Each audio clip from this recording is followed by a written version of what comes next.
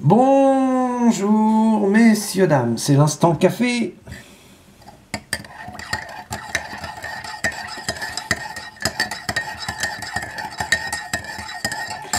Est-ce que je vous ai déjà parlé de ce qui m'est arrivé en tant qu'acheteur et vendeur?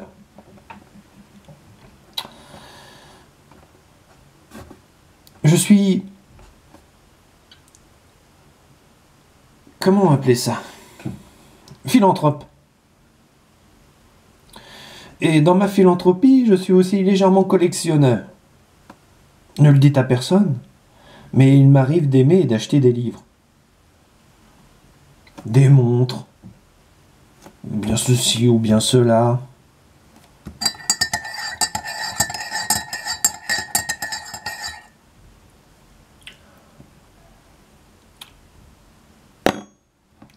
On dit qu'on connaît le prix d'un livre à sa reliure.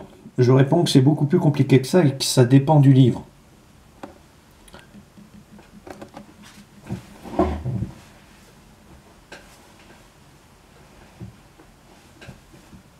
Bon, passons. Il m'en est arrivé une forte.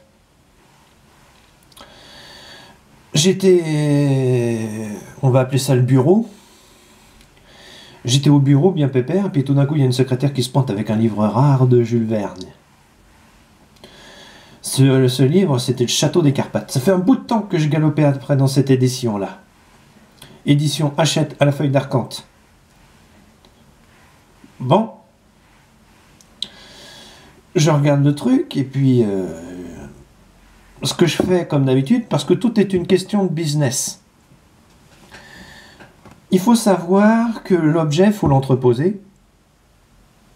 Ensuite, une fois entreposé, il faut trouver le bon client, c'est-à-dire un autre collectionneur ou quelqu'un d'autre qui s'y connaisse assez pour acheter l'ouvrage. Il faut... Par moment, il y a des intermédiaires. Tout ça, ça a un coût. J'achète donc le matériel 15 à 20% en dessous du marché. Ça peut ne pas plaire. Ça plaît pas. Mais je m'en fous. C'est le business. Si t'es pas content, il y a la concurrence. Ils seront heureux de te la racheter. 30 à 50% en dessous. Et étant donné qu'ils n'y connaissent rien, ils peuvent même proposer 10 € par bouquin. C'est vous donner un ordre d'idée. Sur un bouquin qu'on vaut 70-80.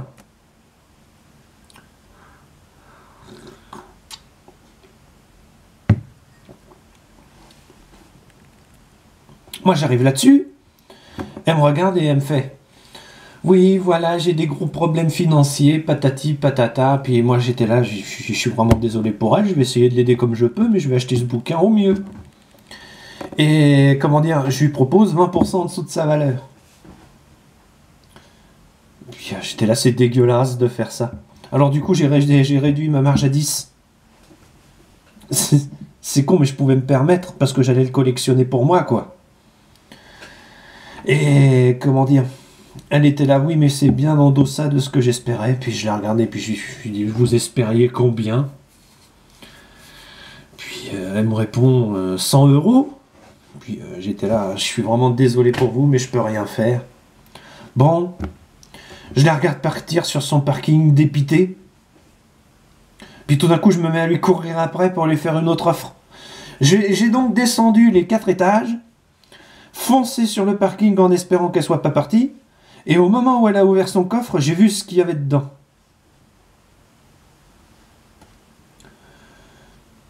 Je la regarde et puis je lui dis, vous pouviez pas me dire que vous aviez la collection quasi complète?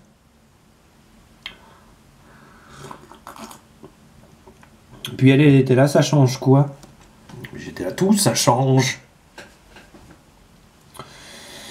J'ai, comment dire, passé des coups de fil à droite, à gauche, au centre, à des collectionneurs. L'épave du cimetière, il y avait tout.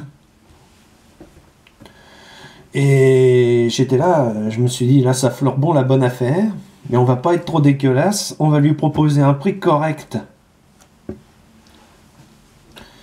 Comme j'avais déjà partiellement tout vendu, je n'avais pas à me poser de questions pour savoir qui, où, quand et comment.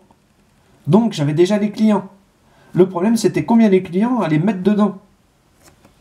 Donc, en 10 secondes de temps, j'envoie des textos partout. Et tout le monde me répond, tel prix, tel prix, tel prix, tel prix. Moi, je fais un prix groupé, moins une marge honorable de 250 €. Et je lui fais la proposition.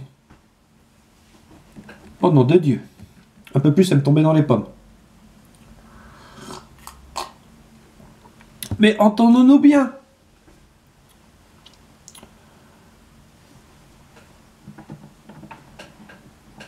Pointez-vous avec 20 000 lieues sous les mers. Tout le monde là. Pointez-vous avec le château des Carpates ou le super Oréanoque. Personne là. Donc tout le monde le veut. C'est le business. Donc j'étais là en train de soutenir cette brave dame. Puis je l'assois dans la voiture. Je lui fais ça va. Puis elle me regarde avec des gros yeux. Puis elle me fait payer par chèque, virement, carte, crédit.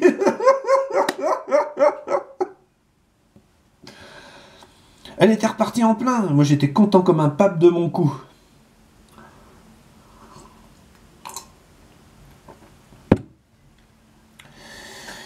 Fier de moi, tout et tout, j'ai aidé quelqu'un, patati patata. Bon, ok. J'envoie les livres et je reçois la somme en conséquence. C'est comme ça que ça marche. C'est le business. J'aurais pu demander plus, mais il n'a pas de cœur, celui qui en demande trop. Prenons par exemple une Rolex.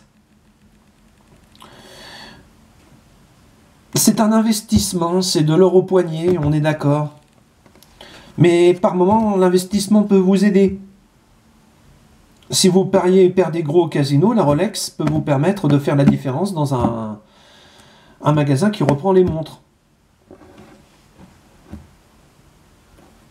C'est comme ça que ça marche.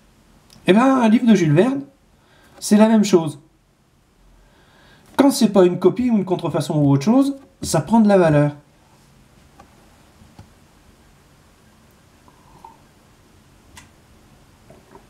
Les gens l'ignorent. Ils font comme si c'était un meuble, un livre. Ils ont tort.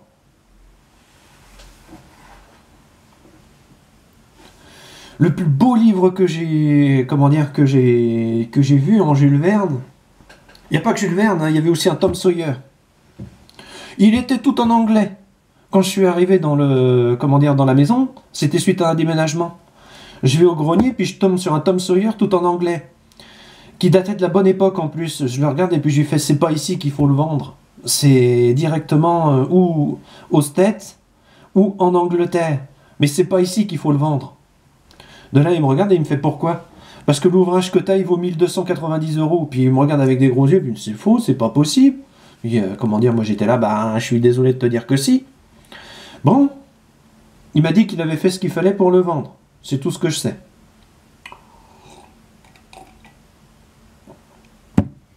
Vous comprenez?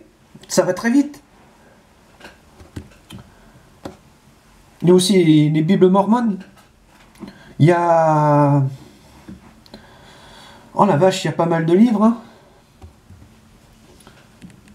Mais certains beaux livres, avec une reliure en cuir, ne se vendent pas cher. Comme les éditions Bono. Pourquoi? Parce qu'on en a tiré une telle quantité que le livre ne vaut plus que 8-9 €. Bon, il va prendre un peu de valeur. Mais le problème, c'est qu'il y en a tellement sur le marché qu'il est saturé.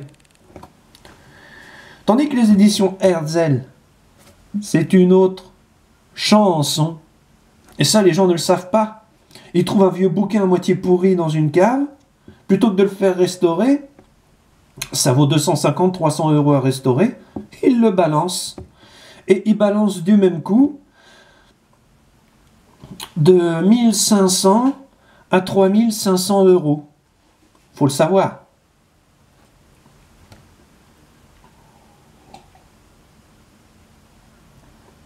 Maintenant, je dis ça, moi je dis rien.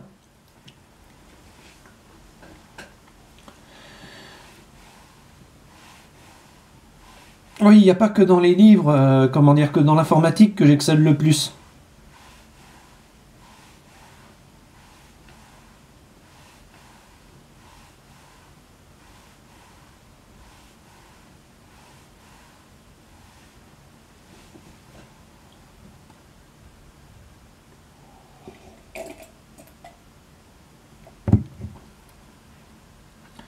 C'est drôle.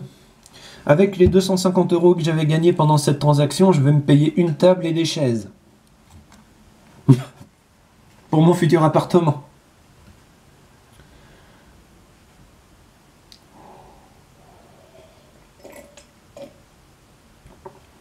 Le coût du circuit TCR. C'est un circuit de petites voitures. C'est un jouet, quoi.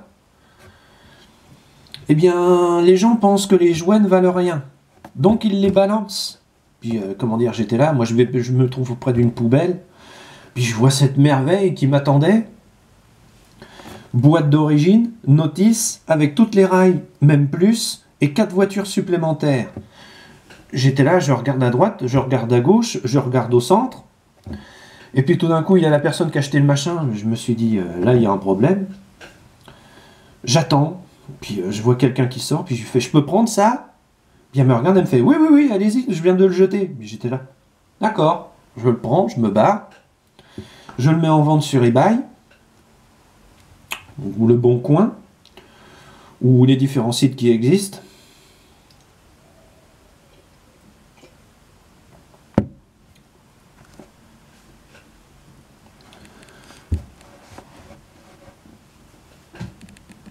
Je me suis fait 209 €.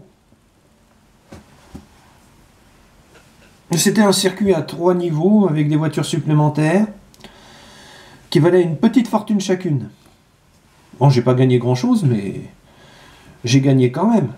L'argent était devenu des commandes de bouffe parce qu'à l'époque on avait besoin de bouffer. C'est comme ça que ça marche.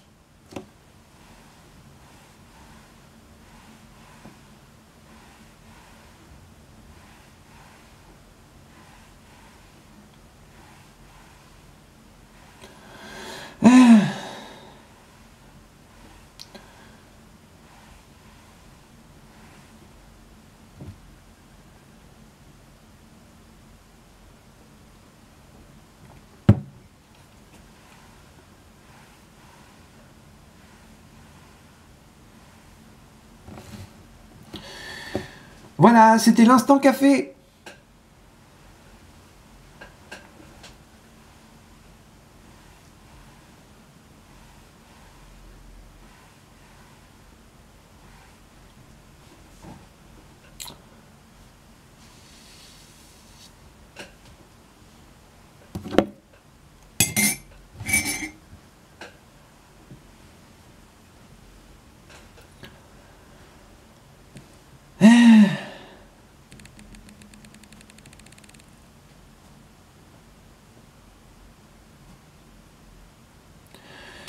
En vous souhaitant une bonne journée et une bonne interprétation de ce tutoriel,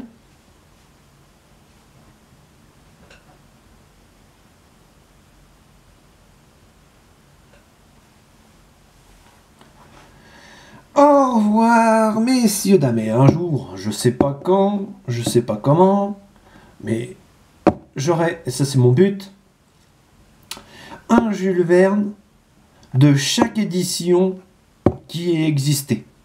Ce serait cool.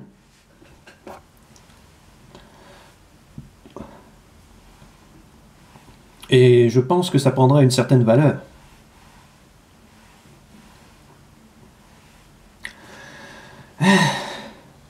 J'aurais beaucoup à dire sur les bouquins.